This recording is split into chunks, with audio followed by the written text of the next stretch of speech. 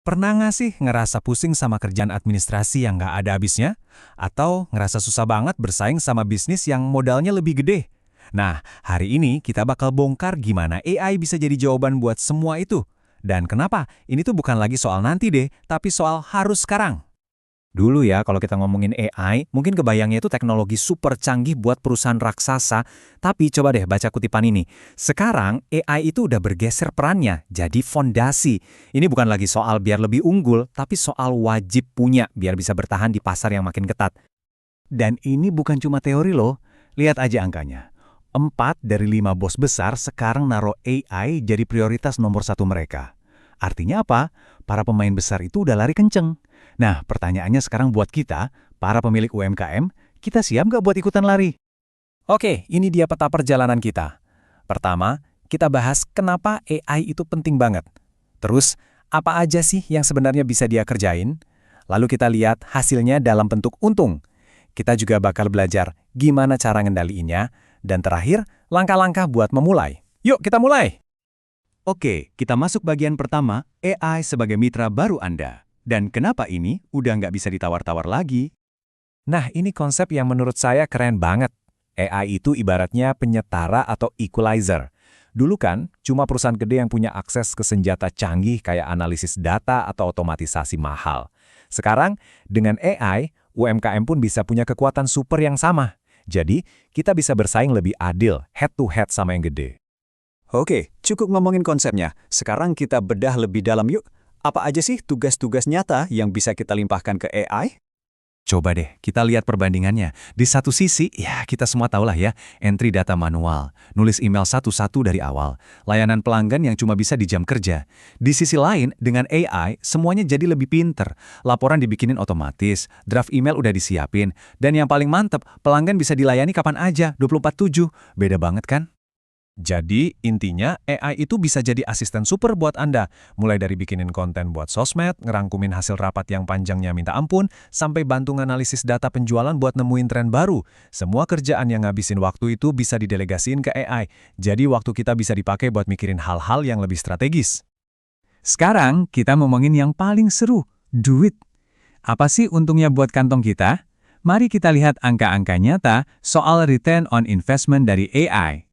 Angka pertama yang perlu kita garis bawahi, hemat waktu sampai 30%.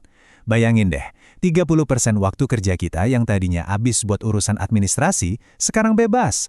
Buat pemilik UMKM, waktu itu kan uang. Waktu ekstra ini bisa kita pakai buat ngembangin produk, nyari pelanggan baru, atau sekedar istirahat. Oke, hemat waktu itu bagus. Tapi, efeknya ke produktivitas bisnis secara keseluruhan gimana? Seberapa besar sih lompatan yang bisa kita harapkan? Datanya lumayan bikin kaget loh. Ini dia jawabannya. Rata-rata, produktivitas bisa naik sampai 25%. 25% itu bukan cuma perbaikan kecil-kecilan ya. Itu tuh lompatan besar yang bisa jadi penentu bisnis kita cuma sekedar bertahan atau benar-benar bisa meroket. Jadi, AI ini kan alat yang canggih banget. Tapi, namanya juga alat, kita harus tahu cara pakainya. Nah, disinilah prompt engineering berperan. Ini adalah skill yang bikin kita jadi dalangnya yang ngendalin si AI biar kerja sesuai mau kita. Tenang, ini bukan soal coding yang bikin pusing. Anggap aja prompt engineering itu kayak seni ngasih perintah yang super jelas. Semakin jago kita ngasih instruksi ke AI, hasilnya bakal semakin akurat dan berguna. Ini tuh jembatan antara ide di kepala kita sama hasil kerja si AI. Ini dia resep rahasianya. Ada 4 komponen, persona, tugas, konteks, dan batasan. Biar gampang, kita pakai contoh kedai kopi tadi ya. Pertama, persona. Bilang ke AI, kamu jadi ahli sosmed ya. Kedua, tugas. Buatin 3 ide postingan Instagram. Ketiga, konteks. Ini buat kedai kopi kecil yang jual kopi ramah lingkungan. Terakhir, batasan. Tiap postingan jangan lebih dari 100 kata dan harus ada 2 emoji. Tuh kan, jelas banget perintahnya. Oke, sekarang bagian yang paling ditunggu-tunggu.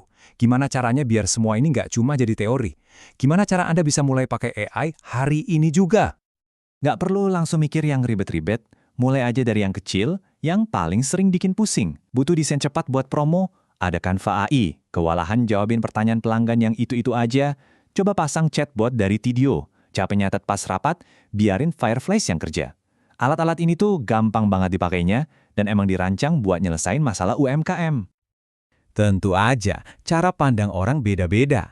Ada yang tipenya kayak Pak Arif, yang langsung gerak cepat karena lihat ini peluang besar. Tapi, wajar banget kalau ada juga yang masih ragu. Kayak Pak Wahyudin, yang mikir, beneran ngebantu nggak ya buat bisnis saya? Nggak ada yang salah. Kuncinya adalah, temukan dulu satu masalah spesifik di bisnis Anda yang bisa dibantu AI dan mulailah dari situ. Kita tutup pembahasan kali ini dengan satu pertanyaan buat direnungkan. Para pesaing Anda di luar sana itu nggak diem. Mereka terus belajar dan cari cara biar makin pintar dan efisien. Pertanyaannya sekarang simple. Anda gimana?